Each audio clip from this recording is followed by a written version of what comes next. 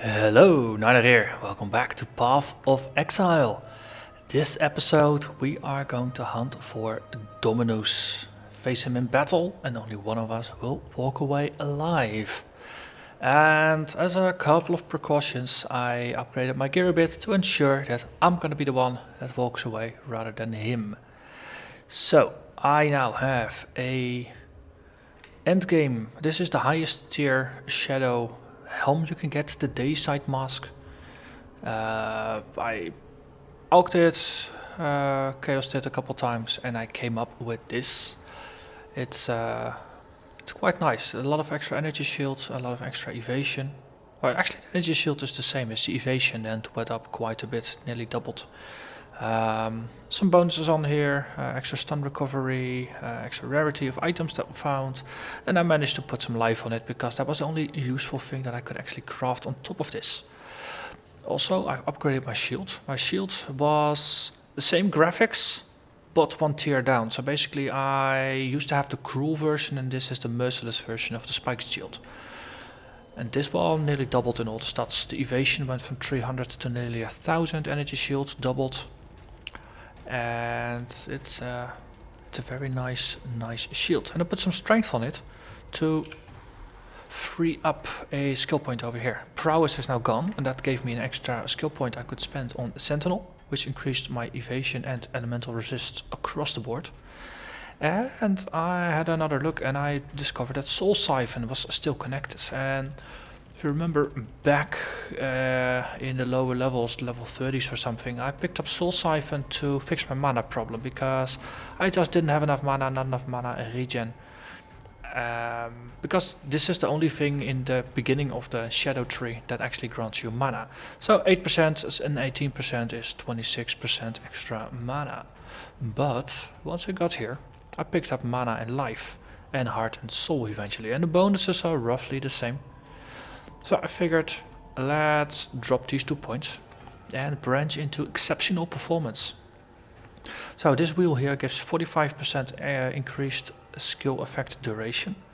Entropy above here also gives 5%, so now 50% extra skill duration. So that means totems last 12 seconds, skeletons last 30 seconds.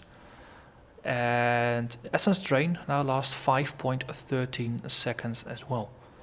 And Contagion lasts for 7.5. So this means that I should be able to more effectively clear maps and just entire rooms and have the effect carry over from room to room.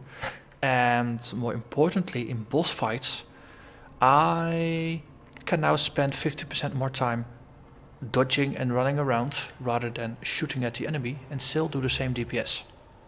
So that's a very nice bonus. So yeah, that was all I wanted to show. Now let's get started. I still have to upgrade my gloves and my boots, but they are both level 70 items. And all the regular content in Act 3, it tops out at about level 65. So it's really hard to find them, so I really need to run maps. And tier 1 maps are level 68, so then I need to find rare monsters or uniques there that drop them. And I've been doing some Zana maps, and she gives you higher level maps, and I actually managed to find both of the items that I equipped on a Zana map. So I have no doubt that between here and Malachi I will upgrade the rest of my gear as well. So one of the things that I now notice that Soul Siphon actually added, which was useful, is mana on kill. I keep drinking potions to restore my mana.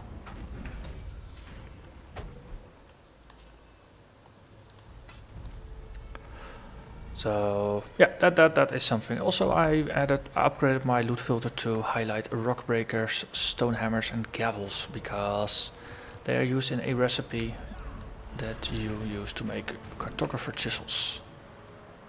So basically take one of those hammer type things, use a blacksmith's whetstone to increase its quality to 20%. And once it's at 20%, hello there, Thistle Sage. Once it's at 20%, you add that, you sell it to a vendor together with a map that you don't want, and you get a cartographer's chisel in return. So especially once you unlock Sana, you can buy 5 maps from her per day or 6. So basically your mapping pool will start rapidly growing. There's things behind there. Things that need to die.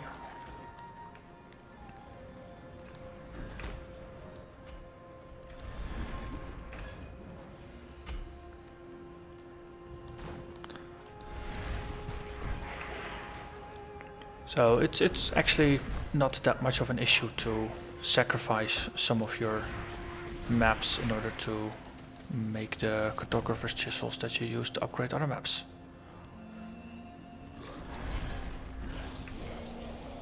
And I've also changed my flask setup a little bit. I used to have a phasing flask with some movement bonuses, and I never used it. The idea was that phasing is a defensive thing, so I could use it to get out of sticky situations. But in sticky situations I never actually used it, so it was basically a dead potion, or it counted as a suboptimal quicksilver flask. So I now put a hybrid flask on there that fixes bleeding. So I have a second source of bleeding fixing, if that's even a word. But yeah, it's a word now, bleeding fixing is a word.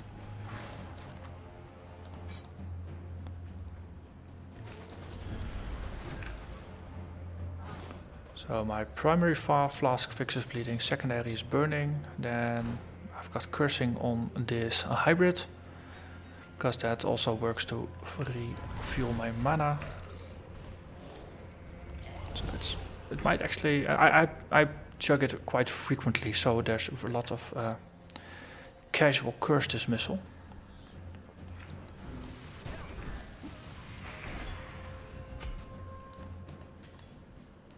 And now a second one with bleeding fixing for a Dominus.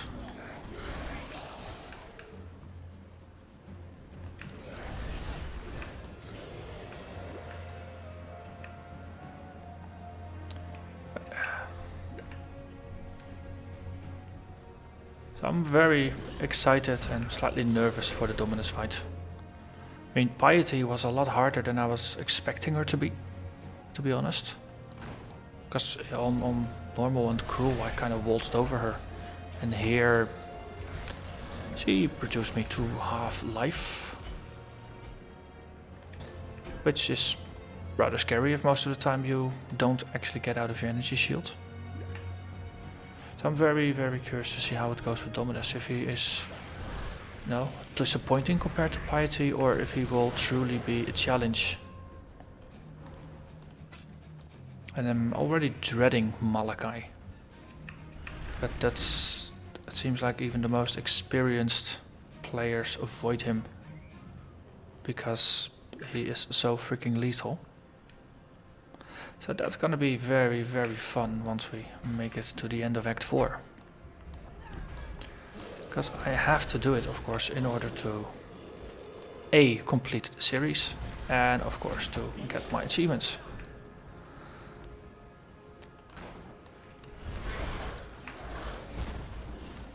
Let's get out of that group.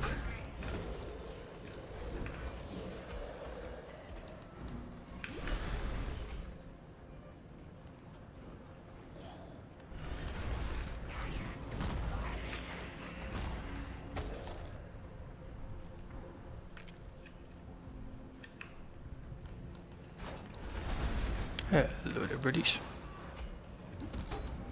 Well, they're kind of bird animal things. Of course, it's the very tiny room all the way at the end that has the staircase. Okay. Dead end room, that's easy.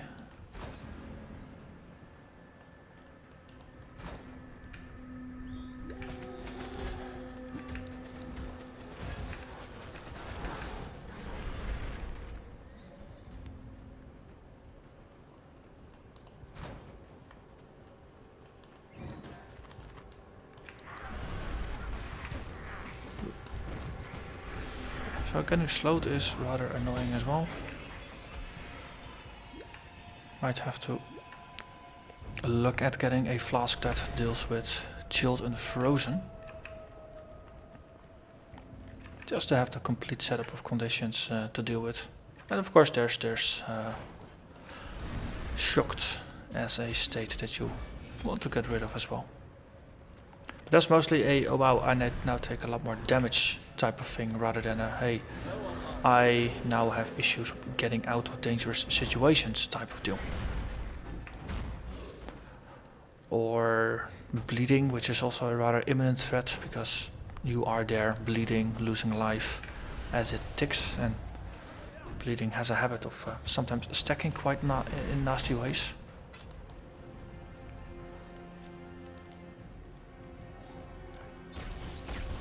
Oh, that's the trapper.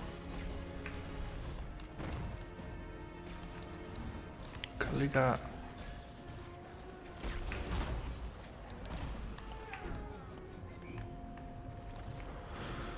She dropped the call to fire.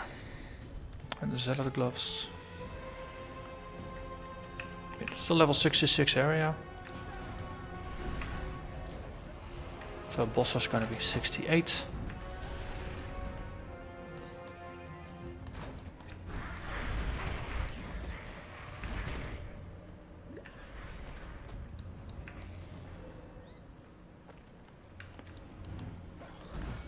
Hey, Golem, where are you?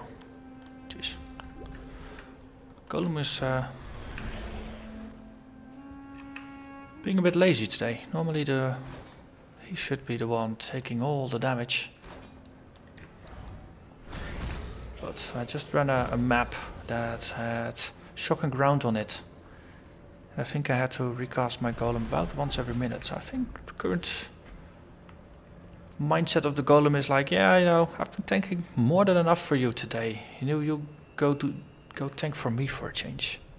Or something to that tune.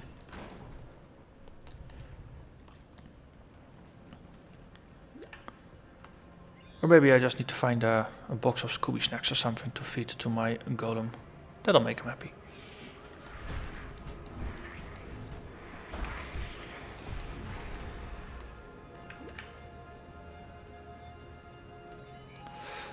Okay, upper spire, that means there's a waypoint somewhere on the other side of the level.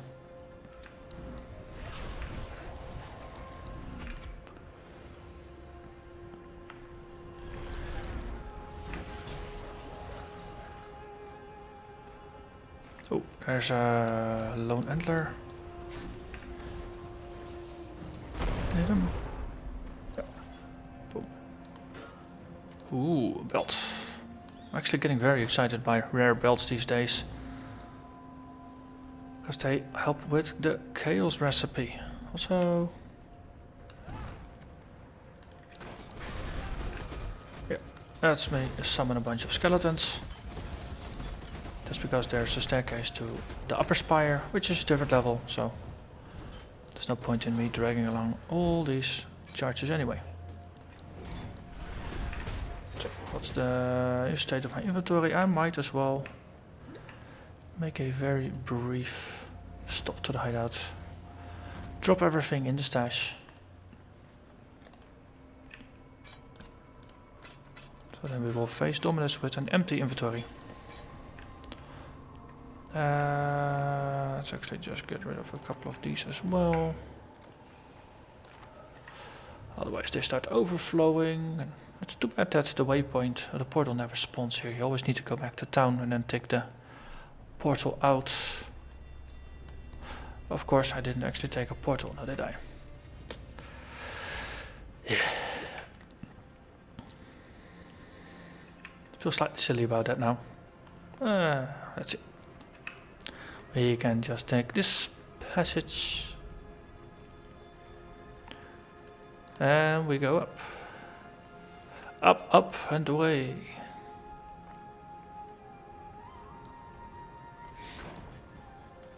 Let's just resummon the golem. Full health for the new level.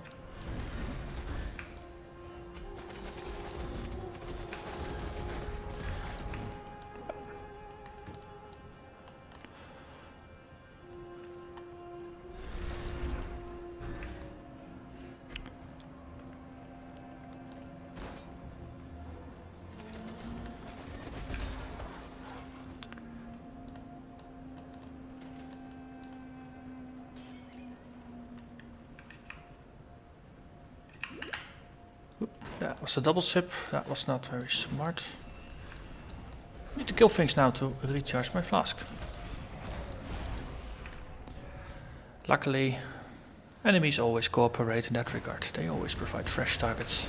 Also, the ground's about to explode. It's never good that there's stuff underneath your feet that's not the floor or your own aura. Also, dead end. And a dead end. So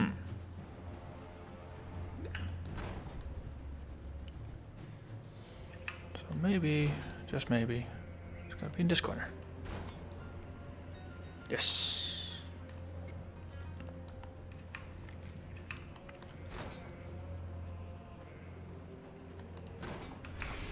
Oh, snake. Snake that does chaos damage. Always something to be wary of.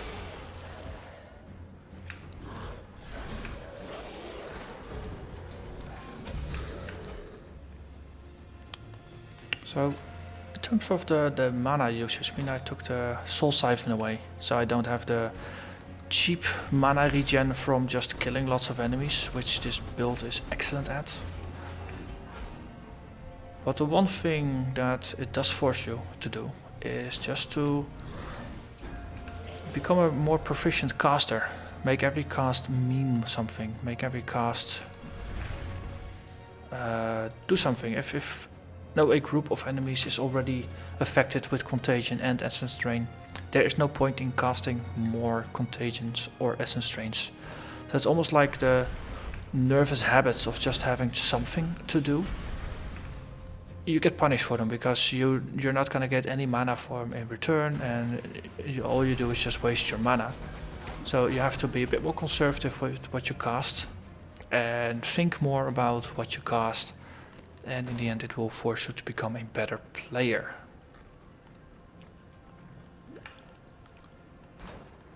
So becoming a better player is always a good thing. There's a shrine there. Resistance shrine, nice.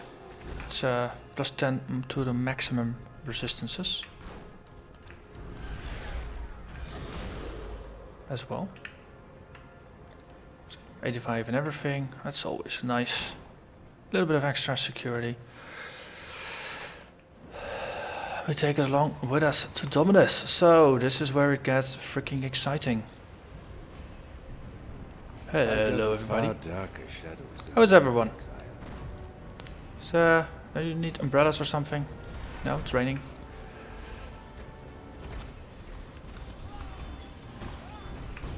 Oi, cut it out with those totems.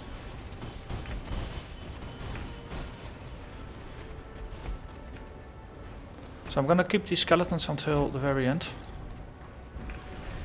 Okay, hit you, you're dead. Let's see if that actually applies. That worked. Hit them once and they die.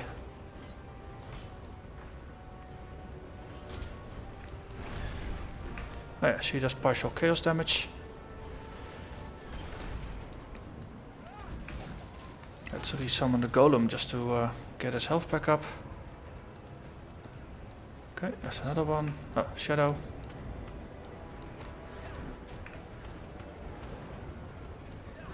Orc is the Reaver. Okay, Dominus ascends, or descends from his lofty place up high.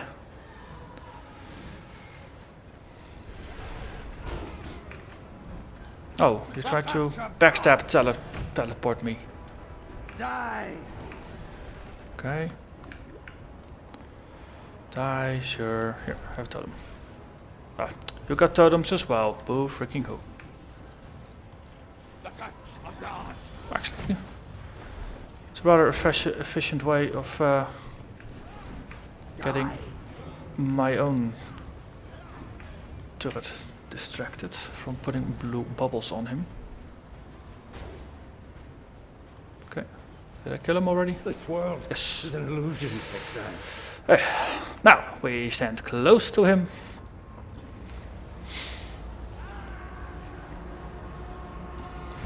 We put up a wither totem. We'll start casting at the earliest convenience.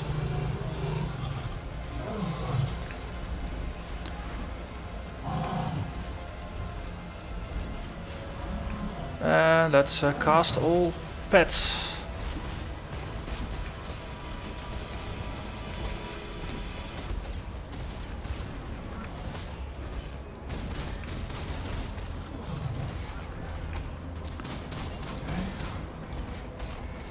Technically, oh wow, he's jumping. On the other hand, he's dead. I always thought you'd be tall. Actually, still have one skeleton remaining. But that was Merciless Dominus. Piety was more difficult. For this build, always prefixing things, of course. With for this build, with my playstyle, my gear, Dominus wasn't really that challenging. Piety was the true challenge. But now we can move into Act 4, which I'm gonna do next episode. So I'm just gonna stay here and then I'll tag the next waypoint, and then the next episode we're gonna march up towards Highgate and then say hello to Vol, the Emperor of Purity. And then we have the Dried Lake for farming. And more specifically, we have it for farming of the Talismans, because I still need to kill a certain tier 3 boss. So that means we need to hand in more Talismans and do something useful with that. But that's gonna be in the future. So for now, I hope you enjoyed this episode. Thank you very much for watching, and I will see you again next time. Bye bye.